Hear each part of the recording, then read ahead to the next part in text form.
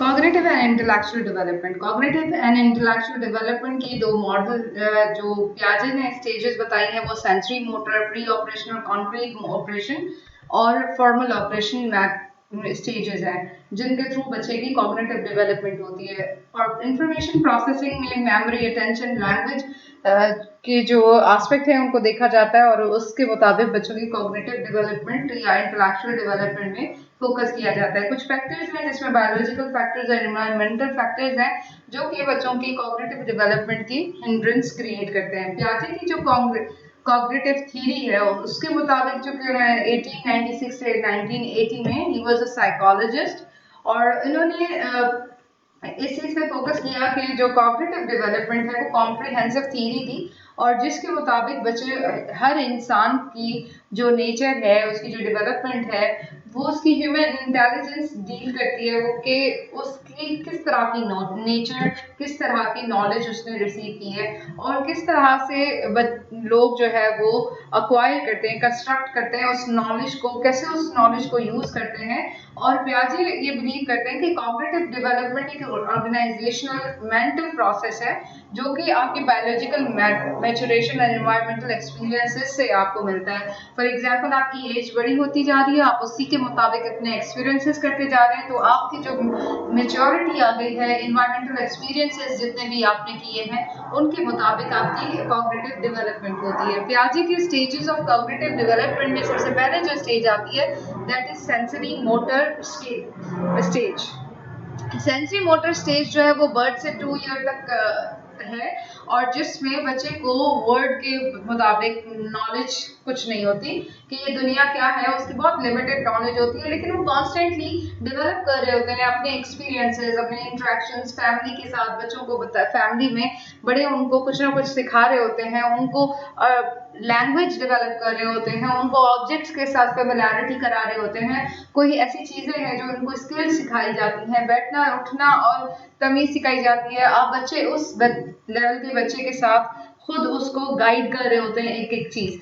उसके बाद जो स्टेज आती है प्री ऑपरेशनल स्टेज जो कि एज 2 to 7 ईयर्स तक है और इस स्टेज को बहुत क्रूशियल कहा गया है कि अगर आपने बच्चे की 2 साल से 7 साल की उम्र तक की जो डेवलपमेंट प्रॉपर तरीके से मेंटल डेवलपमेंट, फिजिकल डेवलपमेंट कर दी तो वो लाइफ लॉन्ग उसकी पर्सनालिटी में वो चीज आपको नजर आएगी कि आपको किस तरह से ब्रॉट अप किया गया था। और इस स्टेज में बच्चे इंडक्टिव रीजनिंग और जो कंक्लूजन्स ड्रॉ करते हैं, ऑब्जर्वेशंस करते हैं और जनरलाइजेबिलिटी इनमें आती है कि फॉर एग्जांपल कोई भी चीज़ है उस पर वो अंडरस्टैंड करते हैं कि ये बेसिकली ये चीज़ किस तरह से थी और उसी चीज़ को जिस तरह से परसीव करते हैं और उसका कंक्लूजन उसी तरीके से लेते हैं और फिर वो जनरलाइज करते हैं। जब भी कहीं बैठेंगे वो कहेंगे हमने ये चीज़ ऐसे की थी और इसके इफेक्ट पे हमें ये इस तरह से रिस्पॉन्स मिला था, अगर आपने भी ये चीज़ की तो आपको इसी तरीके का रिस्पॉन्स मिलेगा। तो वो एक जनरलाइज कर देते हैं कि जब भी इस तरह की कोई कंडीशन होगी उसका रिस्पॉन्स या उसका कंक्लूजन यही निकलेगा। Then it is a concrete operation जो कि 7 to 11 ईयर ओल्ड बच्चे जो होते हैं और उसमें जो है बच्चे लॉजिक्स मांगते हैं, कॉन्क्रीट इवेंट्स मांगते हैं। वो कहते हैं अगर आप बच्चे पेरेंट्स से ये कहते हैं कि अगर पेरेंट्स इवन टीचर्स इस एनवायरनमेंट से ये डिमांड करते हैं कि अगर आप कोई हमें एब्स्ट्रैक्ट चीज बता रहे हैं तो उसका कॉन्क्रीट बताएं कि वो इम्प्लीमेंट कहाँ होगी। ये थीरीज जो हम पढ़ रहे हैं उसका बेसिकली पर्पस क्या है, वो कब हम इसको इम्प्लीमेंट करेंगे, ये जो हम बुक्स पढ़ रहे हैं उसको हम सोसाइटी में कैसे देखेंगे। तो इस तरह के वो लॉजिक्स क्रिएट करने शुरू हो जाते हैं। Then it comes formal operational या अडोलसेंस की अडल्टहुड की जो स्टेज है जिसमें टीनेजर्स होते हैं और वो फिलोसॉफिकल थॉट रखते हैं, morally, ethically, socially, political issues पे डेवलप भी होते हैं और इश्यूज पे बात करने स्टार्ट होते हैं, थीरीज देखते हैं, थियोरेटिकल अंडरपिनिंग्स पे जाते हैं कि ये एब्स्ट्रैक्ट रीजनिंग क्या है, कोई चीज अगर नजर आ रही है तो उसके पीछे लॉजिक्स क्या है, क्या फिलॉसफी है इसके पीछे, क्या एथिकल, मॉरल और सोशल पॉलिटिकल इसके एस्पेक्ट हो सकते हैं। इस तरह की उनकी डेवलपमेंट होती है। Then it comes information processing model.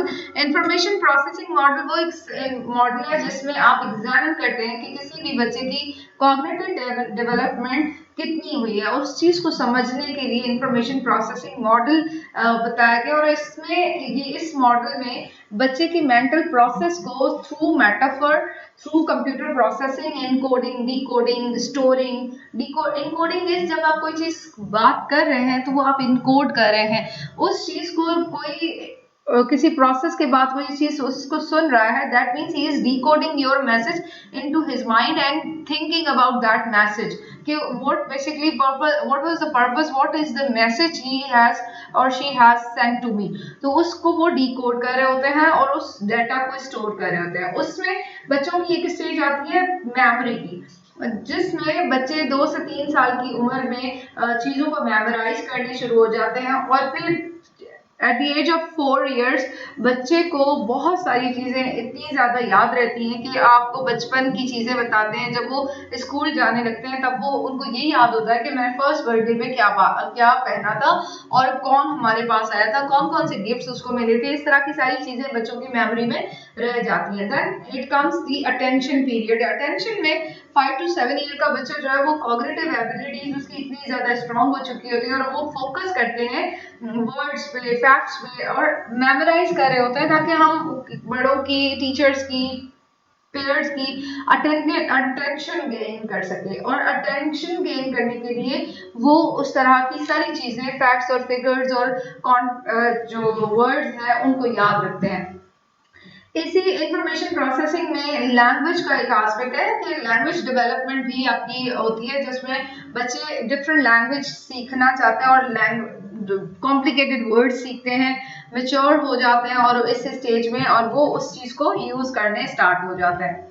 Cognitive task या स्किल्स या प्रोसेस टाइप क्या है कॉग्निटिव प्रोसेस की, कि आप अटेंशन प्रोसेस है। एक अटेंशन प्रोसेस जिसमें middle childhood children ability to process inputs become more effective as the duration of their attention span increases। इस स्टेज पे उनकी attention span बहुत ज़्यादा, अगर आप देखें चाइल्डहुड से पहले, अगर आप प्री जो नर्सरी के बच्चे होते हैं उनकी जो अटेंशन होती है वो अटेंशन स्पैन इतना ज़्यादा नहीं होता, लेकिन जो मिडिल चाइल्डहुड होते हैं उनका अटेंशन स्पैन ज़्यादा होता है और आप उनको सही तरीके से चीज़ें और इलेबोरेट करके बता सकते हैं। मेमोरी आ जाती है इस स्किल में, कॉग्निटिव टास्क या प्रोसेस में, जिसमें बच्चों की कैपेसिटी, एबिलिटीज इतनी बढ़ जाती है कि वो चीज़ों को बहुत देर तक मेमोराइज करते हैं और उनको वो मेमोरी, उनकी ये एबिलिटी इंक्रीज होती जाती है डे बाय डे और उसमें वो मिडिल चाइल्डहुड के टाइम पे चीज़ों को बहुत ज़्यादा सीखते हैं। आपने देखा होगा मिडिल चाइल्डहुड जिसमें जो एलिमेंट्री लेवल पे बच्चों को बहुत सारी चीज़ें मेमोराइज करवाई जाती हैं, उनको कॉन्सेप्ट्स बताए जाते हैं, थियोरेटिकल जो कॉन्सेप्ट्स हैं वो बहुत ज़्यादा रटवाए भी जाते हैं, समझाए भी जाते हैं, कॉन्सेप्ट्स दिए जाते हैं, टेबल्स करवाए जाते हैं, वो सारी चीज़ें, क्योंकि ये एक स्टेज ऐसी है जिसमें बच्चों का जो मेंटल लेवल है वो बहुत शार्पन होता है और उसी चीज़ को एक तरह से उसी से फायदा लेते हुए बच्चों को फर्दर चीजें सिखाई जाती हैं। Then strategies of remembering, chunking करवाई जाए, अंडरस्टैंड करवाया जाए। कोई चीज अगर बच्चे को समझ नहीं आ रही, आप उसको दूसरे एग्जांपल्स दें ताकि वो समझ सके और फिर वो उसकी लाइफ लॉन्ग प्रोसेस में मेमोराइज कर सके। विजुअलाइज करवाएं, कोई चीज अगर समझ नहीं आ रही उसको दिखाएं किसी वीडियो के थ्रू, पिक्चर्स के थ्रू, खुद उनको जाके वहां पे विजिट करवाएं। राइमिंग्स हैं, एक्रोनिम्स हैं, रिहर्सिंग करवाएं। फॉर एग्जांपल एक बार आपने बताया, उनको दोबारा वो चीज again and again make them learn again and again, तो फिर उससे भी वो चीजें समझ जाते हैं और सीख जाते हैं। कुछ फैक्टर्स हैं जैसे कि बायोलॉजिकल फैक्टर्स है, सेंस ऑर्गन्स है। सेंस ऑर्गन्स में ये कि बच्चे को आप कोई ऐसी चीज सेंस करवाते हैं और वो कर लेता है। फॉर एग्जाम्पल स्टीमुली कोई आ जाता है तो उस चीज को वो समझता है कि जब मैं बाहर निकलता हूँ, फॉर एग्जाम्पल अगर बहुत छोटी एज का बच्चा है, कि मैंने उससे एक एग्जाम्पल किया कि एक्सपीरियंस किया कि जैसे ही दरवाजे से बाहर निकलते हैं तो कोई कैट आ जाती है। अब उसने ये सोच के रखा है कि मैं जब बाहर जाऊंगा तो कैट आ जाएगी। इस तरह की वो एसोसिएट कर देते हैं चीजों को। अगर उन्होंने इस तरह की चीजों को एसोसिएट कर लिया, या फिर ये है कि कोई ऐसी टीचर आ गई है जिसकी वजह से बच्चे लिख रहे हैं और लिखते लिखते उनको टीचर ने स्नैप कर दिया, टीचर ने उनको शटअप कोई कॉल दे दी या कुछ इस तरह से हार्श बिहेवियर शो किया, तो कि अब उनकी वो जो सेंस ऑर्गन्स की वजह से, उस रिस्पॉन्स की वजह से कि अब मैं जब ऐसा बिहेव करूंगा मुझे टीचर इसी तरीके का रिस्पॉन्स देंगी, तो अब उनका जो कॉग्निटिव डेवलपमेंट है वो स्टॉप हो जाती है। देन इंटेलिजेंस जो है वो उनकी बिल्ट इन होती है। इंटेलिजेंस कैसे आती है कि जब बच्चों को डिफरेंट एक्सपीरियंसेस करवाए जाते हैं तो बच्चे उन चीज़ों से सीखते हैं, अंडरस्टैंड करते हैं, और अंडरस्टैंडिंग के बाद इंटेलिजेंस उनको खुद से मिली होती है, हेरिडिटी में होती है। हेरिडिटी में अगर आपके पेरेंट्स जो है वो इंटेलिजेंट है तो डेफिनेटली आप भी इंटेलिजेंट होंगे, या आप में भी वो कोई ना कोई कैपेसिटी होगी। अगर कोई पेरेंट्स ऐसे हैं जो कि एक पेरेंट ऐसा है जो कि बहुत ज्यादा एक्सट्रोवर्ट है, एक जो है इंट्रोवर्ट है, तो वो दोनों की क्वालिटीज बच्चों में शिफ्ट होती हैं। और अगर दोनों एक्स्ट्रा जीनियस है तो डेफिनेटली उनके बच्चे भी एक्स्ट्रा जीनियस ही होंगे। देन मैच्योरेशन आती है कि with the passage of age, with the passage of time, अगर बच्चों की मेंटल एबिलिटी इंक्रीज नहीं होती, बच्चों को वो एक्सपीरियंसेस नहीं करवाए जाते, तो भी उनका कॉग्निटिव डेवलपमेंट स्टॉप हो सकता है या हिंड्रेंस क्रिएट हो सकती है। तो उनको according to the age, according to psychologist के मुताबिक बच्चों को एज के मुताबिक परफॉर्म करना चाहिए। जितनी उनकी एज है उतना ही उनको परफॉर्म करना चाहिए। हो सकता है उस एज से वो बड़ा परफॉर्म करें, ज्यादा परफॉर्म करें, that is much better, but उससे कम अगर वो करेंगे तो इमेच्योरिटी आ जाती है। Immaturity is not acceptable in the child development. Then environmental factors है, कुछ लर्निंग अपॉर्चुनिटीज उनको नहीं मिल पाती, कुछ ऐसे इन्वायरमेंट में रहते हैं जिनके पास कोई एक्सपीरियंसेस करने के लिए नहीं है, तो भी बच्चों की जो है वो कॉग्निटिव डेवलपमेंट रह जाती है।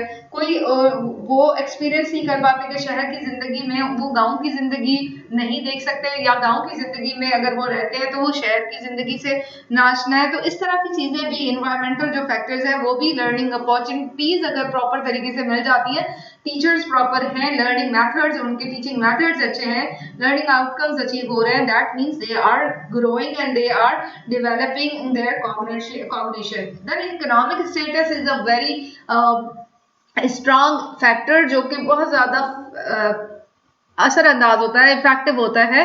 कि फॉर एग्जांपल आपकी अगर इकोनॉमिक, आपके पेरेंट्स की इतनी इकोनॉमिक स्टेटस इतना अच्छा नहीं है तो बच्चे की उतनी ज्यादा डेवलपमेंट नहीं होती। Play and family and society. Play ये कि अब जब बच्चे गेम्स खेलते हैं तो गेम्स से उनको डिफरेंट एक्सपीरियंसेस होते हैं, इंटरेक्शन करते हैं, एक्सपीरियंसेस के साथ दूसरों के साथ इंटरेक्ट करते हैं, तो इंटरेक्शन में ये अपने आप को एक्सप्रेस करते हैं, दूसरों के एक्सप्रेशंस देखते हैं, और उससे उनकी ग्रोथ ज्यादा होती है, उनकी डेवलपमेंट ज्यादा होती है। कॉग्निशन बहुत ज्यादा इमेजिनेटिव होते हैं, वो खुद कोई ना कोई आइडियाज दे रहे होते हैं, कोई ना कोई आइडियाज ले रहे होते हैं। तो ये जो इंटरेक्शन होती है, जो उनकी डेवलपमेंट होती है, तो उसके लिए भी अच्छे खेल, अच्छे जो एक्टिविटीज करना बहुत ज्यादा जरूरी है। और अगर वो नहीं होती तो वो भी इफेक्ट कर सकता है बच्चों की कॉग्निटिव डेवलपमेंट में। देन फैमिली और सोसाइटी है। अगर आपकी फैमिली इस तरह से कि आपको बहुत ज्यादा आइसोलेट होकर के रखा हुआ है किसी एक घर में, किसी एक एनवायरनमेंट में, तो बच्चे उतना ज्यादा कॉग्निटिव लेवल नहीं आता। अगर फैमिली में ये है कि बच्चे दूसरे लोगों के साथ मेल मिलाप बहुत ज्यादा है, आप बहुत ज्यादा बाहर घूमने जाते हैं, लोगों के साथ मिलने जाते हैं, आपके घर में लोग आते हैं, तो उस बच्चे का जो लेवल है, कॉन्फिडेंस लेवल, इंटरेक्शन लेवल, उसका जो एक्सपीरियंस है वो दूसरे बच्चे से कम होगा जो कि सिर्फ बुक्स में, सिर्फ उस कंटेंट में पढ़े रहते हैं। तो for cognitive development you need to be well aware कि आपने हर तरह की फैक्टर्स को देखना होगा, और उन फैक्टर्स में अगर कोई प्रॉब्लम क्रिएट हो रहा है, अगर कोई इफेक्ट कर रहे हैं बच्चों की डेवलपमेंट में, तो उसको भी आपने रिमूव ऑफ करना है ताकि बच्चे प्रॉपर तरीके से कॉग्निटिव डेवलपमेंट हो सके उनकी।